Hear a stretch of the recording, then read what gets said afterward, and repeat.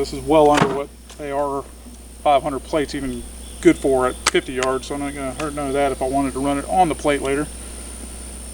But I'm going to squeeze 5 on another target and see how it looks compared to the military surplus 1971 from I don't know where, and the Total Ammo's finest full metal jacket. Let's see if we can get any better grouping. I doubt it because I'm not that good. I'm having fun though.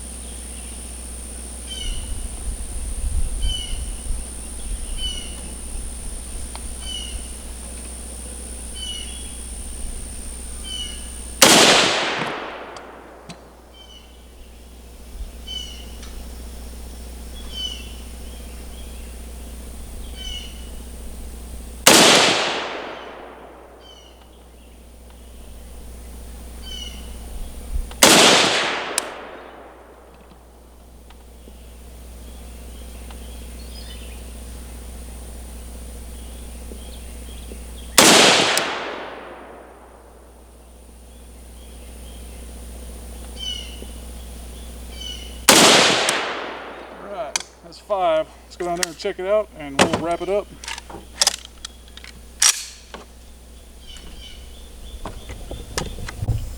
Good. Alright, ladies and gentlemen, we are back again with Texas 2A video, and I am going to work on this little guy here. It is the Palmetto State Armory GF3. This is their forged model, 3rd generation. Anybody that's familiar with them knows that they started with cast trunnion, cast parts, and they moved on to some billet accessories for their Gen 2. Gen 2 was a massive upgrade. This, from what I've seen so far, has been phenomenal. I had to have one. I ordered an AKV, end up with this right here, pretty furniture. This is stealth gray. I had to have that color when I ordered the AKV. Chad Wiley helped me make that happen. Shout out to him. And I'd been wanting one of these for a while, and sure enough, lo and behold, they dropped one, same color furniture, so it got added to the cart and now it's mine. This one is unfired. Anybody that's not familiar with this, it does have the forged front trunnion, bolt carrier, so it is a massive upgrade over the previous models. From what I understand, this thing should last plenty. A lot of people are susceptible to disliking American-made AKs. I'm a patriot. I'm gonna give them a chance, see how it works out. I want my American companies to succeed in this, so why people are stuck on hating American-made anything is beyond me. You know, if it's junk, it's junk, but you got a company like Palmetto that's constantly improving, trying to upgrade everything they got going on and make it better. So, with that being said, with this guy here, unfired, does have a folding stock, Magpul furniture. I do plan on swapping this out with a triangle folder. I just think it's prettier. I'll keep the grip and the front handguard. That will stay as is, but I have a brake on the way. I do have a rail, conversion rail. It does have the mount already included. And then I will also have a red dot of some sort. Today I'll be working with irons. I've seen people complain about the leaf spring being loose for this. Mine's very tight. I've seen some people say that this was not where it should be. Mine was in place. Don't know about the front sights being canted. Looking at it, it looks fine. Some people I have got these with canted sights. I didn't care, I took a chance. Palmetto will make it right if it's not right.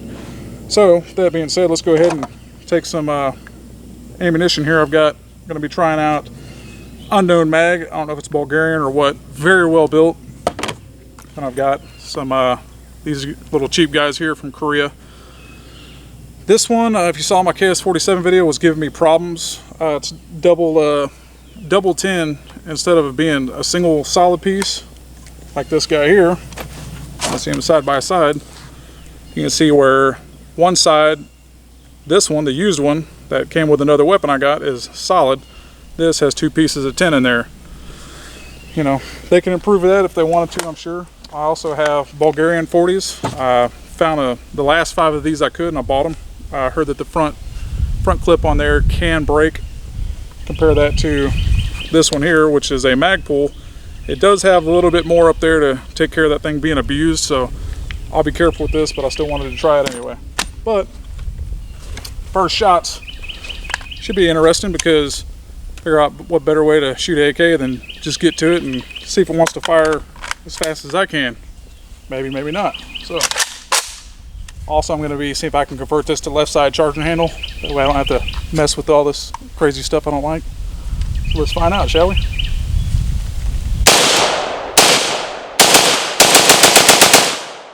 The bump fires pretty well.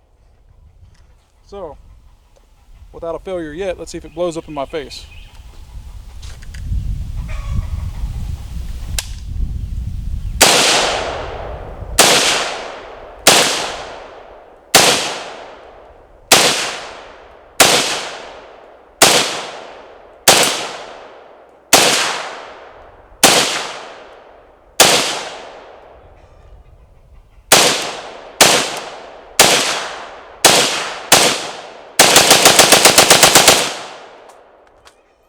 Looking pretty good. So that was 40 rounds solid. A little bit of being stupid, playing with it, see if it'll run. Why not? From here I'm going to go ahead and see if I can get some accuracy out of it. I'll go ahead and back up to 100 yards, but for now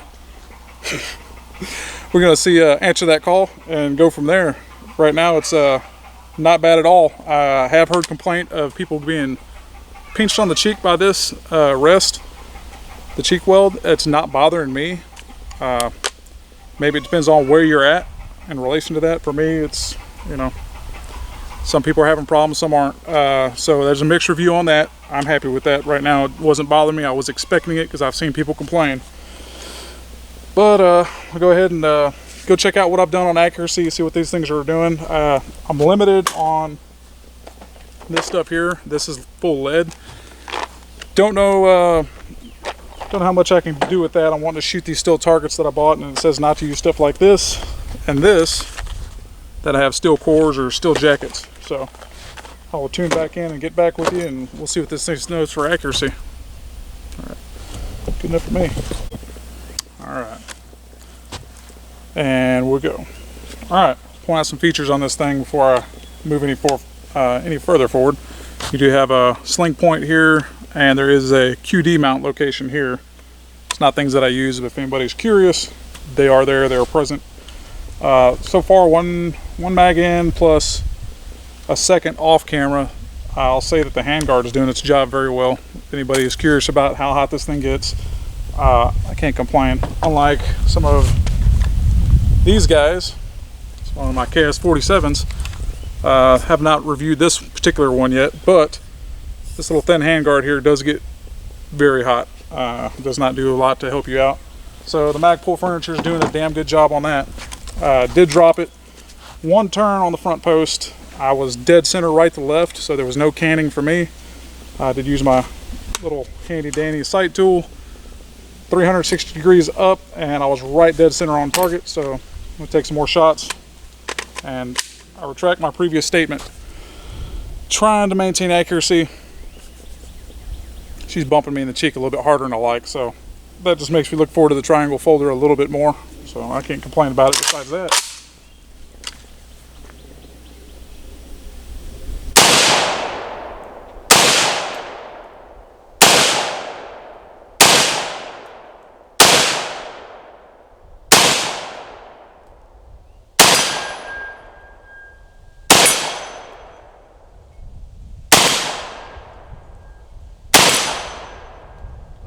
Broke our wire, have to get some chain.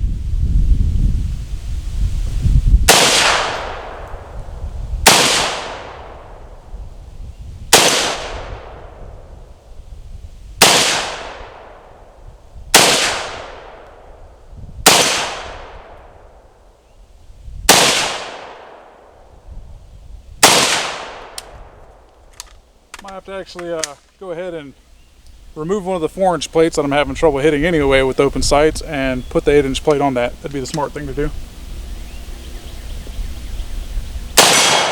And there goes the other wire.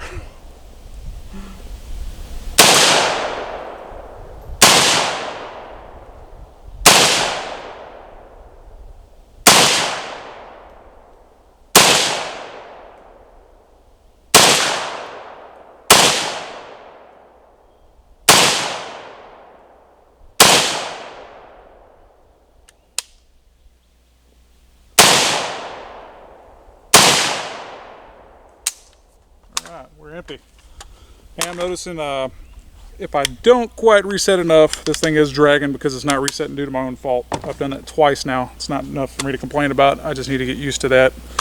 And normal fire without taking my sweet time, it hasn't done it. But yeah, so far I'm pretty happy with it. Does have bayonet lug and all these good features here that if that's something you want, it gives you a reason to buy a bayonet. So needless to say, there's one of those in my future because I can.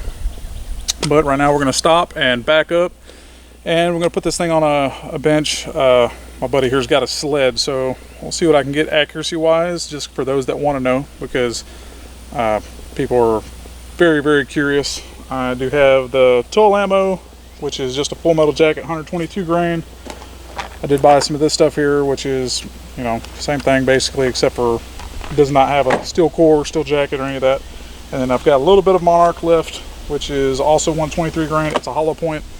So I'll see if I can group all of those at 100 yards on different paper, just to give folks an idea. Yeah, so I know a lot of folks are curious about that. It is an AK. I'm not expecting anything fantastic, and especially open sights. So I'll get this thing dialed in at 100, and we'll flip it back on, and I'll get y'all some video of that thing and see how it works, and we'll get up close and give y'all final grouping and see what's going on. I mean, don't know who buys one of these for competition really, but they're definitely not a DMR system in my book. But all right, be back in a few.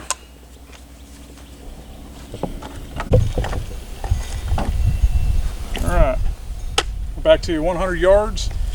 I'm going to run some military surplus brass. That's from, I can't remember where. Couldn't read the box, so clearly it's not from America. But I also have some toll ammo. We're on paper. We backed up to 80 to hit the bottom targets. We were just making sure we were where we needed to be, and now we're back to 100. So I'm not going to be able to focus on where I'm hitting yet, so we will go ahead and probably do 2 groups of 5 each type of ammunition, and from there we'll go pick it up on camera downrange and talk about it and let people see some results. But at 80 yards it was doing pretty well. I don't want to say how well it may or may not have been. I just know through binoculars I was like, all right, we're on paper good enough to back up to 100 yards. So here we are, and we'll give it the toll ammo business first. Why not the cheapest to the cheap?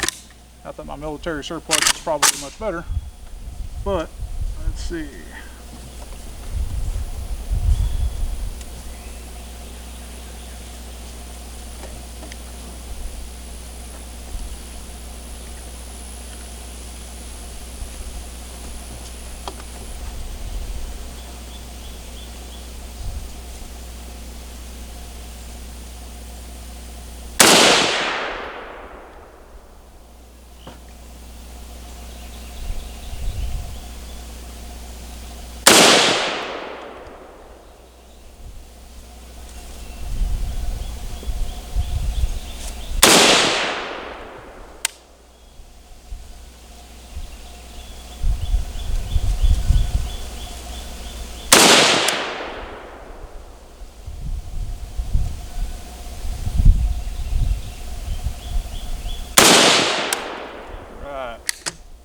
Of those, and I'll go with our surplus military brass case. It's going to be on the target on the right, so back up there, we'll check that out.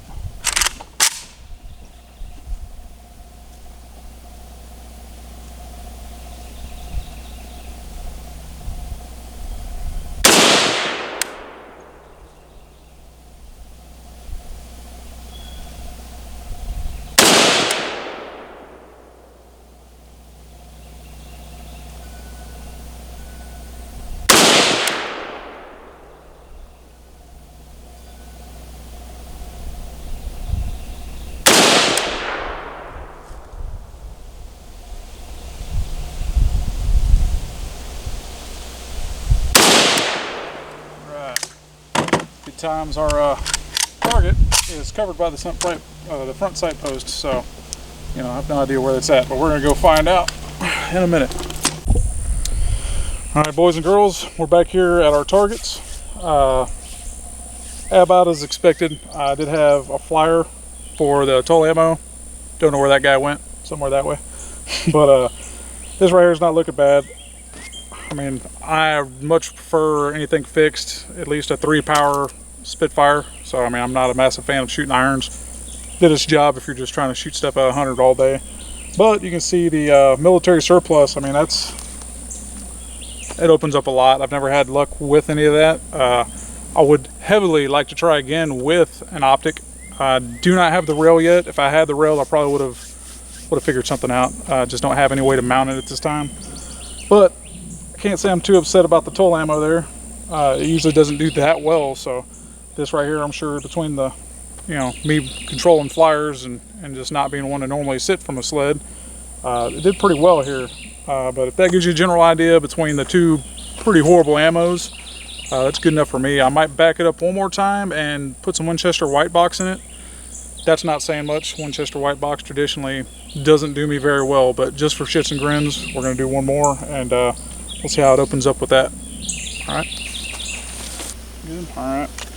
All right, it's going to be our last attempt at this. This is our good old Winchester white box, showing 2355 muzzle velocity if anybody wants to know. So this is well under what they are 500 plates even good for at 50 yards, so I'm not going to hurt none of that if I wanted to run it on the plate later.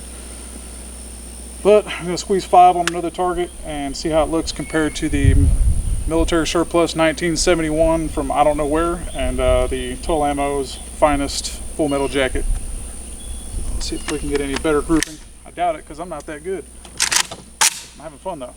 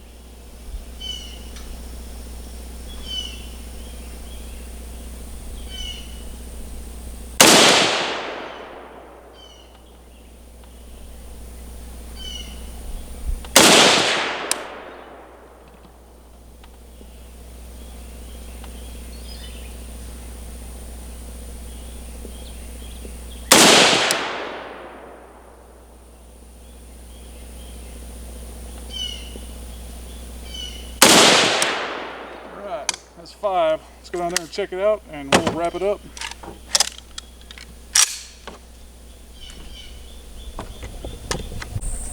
All right, well here we are. We've got our 5-shot placement. I don't have a flyer on that one like I did with the toll ammo, but this is the Winchester white box.